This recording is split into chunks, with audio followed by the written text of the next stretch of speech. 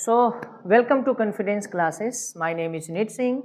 I am coach, mentor, English grammar and English speaking trainer. As you know, in previous session we had discussed about the first part of the Macavity, and I am just going to summarize so that we will connect whatever I have interpreted. तो हमने जो last time आपको interpret किया था, जो पढ़ाया था, उसको कनेक्ट कर देता हूँ. तो सबसे पहले मैकाविटी किसके द्वारा लिखा गया है? तो टी.एस.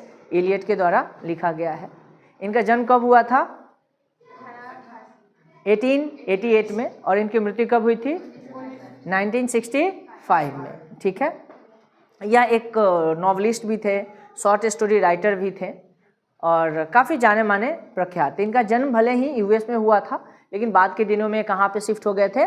तो लंदन या इंग्लैंड में शिफ्ट हो गए थे. इसमें इन्होंने एक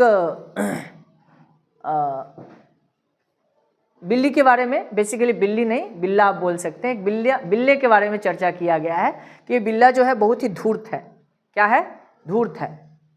इसका देखने में तो लगेगा कुछ, लेकिन होता कुछ है. मतलब यह छुपा रुस्तम है.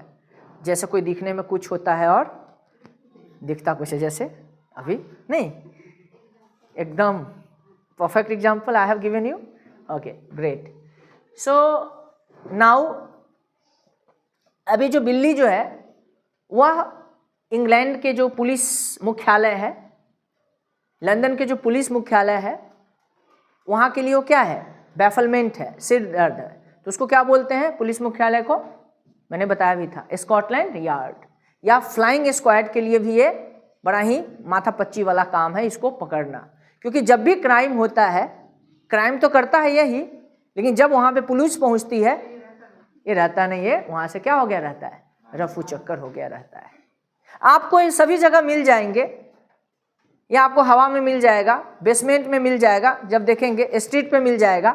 लेकिन जब ये आप वहाँ पे जाइएगा कि नहीं लगा कि ये क्राइम किया है, तो वहाँ पे ये प्रेजेंट नहीं होगा. तो यहाँ तक हमने लास्ट टाइम बताया था. अब जरा हम इसके थोड़ा सा इसके शेप वगैरह के बारे में चर्चा करते हैं. इसका जो जेस्चर्स है, उसके पोस्चर्स है, उसके बारे में जरा चर्चा करते हैं बाबू.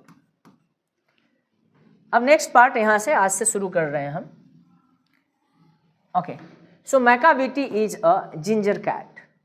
ये किस तरह दिखते था? जिंजर की तरह. जैसे बहुत सारे हैं जिंजर की तरह. हमारे आदित्य सिंह जी जिंजर की तरह दिख रहे हैं. जिंजर मतलब क्या होता है? अदरक. मतलब दुबले पतले अदरक की तरह दिखते. तो ये दुबला पतला था भैया. He is very tall and थीन. ये बहुत लंबा और क्या था? पतला था. You would know him if you saw him. कह रहा है कि आप तभी इसके बारे में ज़्यादा जान सकते हैं जब आप इसे देखते हैं. बिना देखे इसको नहीं जान सकते हैं.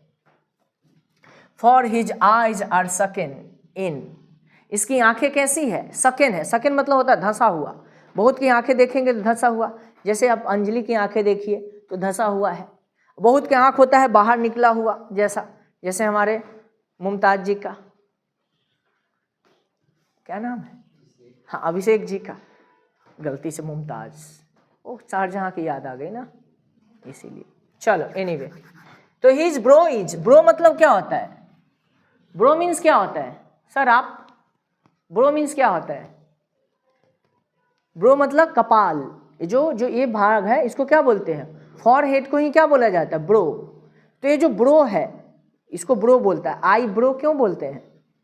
तो आई के ऊपर ये दोनों को मिला के है, इसीलिए आई ब्रो एक नाम दे दिया. ये आई है, ये ब्रो है, बीच वाला आई ब्रो. ठीक है. His bro is deeply line with the thought. इसका जो माथा है, ब्रो है, इस पे क्या है? लाइनें हैं. किसके? थॉट के. आप लोगों के पास भी है, सबके पास. ऐसे करो, ऐसे करोगे, ऐसे, तो यहाँ पे लाइनें नहीं नजर आती है क्या?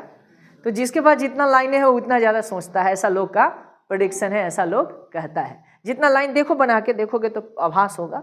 इससे पता चलेगा कि कौन ज़्यादा पढ़ने वाला है. जो कम पढ़ने वाला होगा ना, तो उस पर लाइनें कम होगा. अब देखो अभिषेक के माथा पे लाइनें ना है, मतलब समझ लो कि ये क्या है? टोपा है ना. चलो आगे बढ़ते हैं बाबू. नेक्स्ट क्या है कि his head is highly doomed. Doomed मतलब क्या होता है? गुंबद। गुंबद तो जानते हो ना, आपने देखा होगा गुंबद कैसा होता है, जैसे आप मस्जिद के ऊपर, मंदिर के ऊपर जो गोलाकार नहीं होता, मठ वगैरह के ऊपर, तो गुंबद की तरह। तो उसका सर जो है वो कैसा है? गुंबद की तरह है। His coat is just dusty from neglect। और उसका जो कोट, कोट मतलब यहाँ पे क्या है? कोट थोड़ी ना पहनेगा, मतलब उसके जो फर हैं शरीर पे वो क्या है? ये जो रोआं है, तो रोआं इतना गंदा है कि उसे आप निगलेक्ट नहीं कर सकते हैं। बाहर से ही दिखता है एक नंबर के गंदा, है कि नहीं? His whisker are uncombed। और उसकी जो विस्कर है, विस्कर मतलब मूछे, मेरी भी मूछे हैं नहीं है? अच्छा, तो उसकी जो मूछे हैं वो क्या है? अनकम्ड है, बिना कंघी किए हुए। क्या बोली है? उससे दिक्कत तो नहीं होगी ना? चलो अच्छी बात है। उसकी जो मूछे हैं, तो हमारी मूछे को क्या बोलते हैं? मुस्टैच। और जो है हमारे पास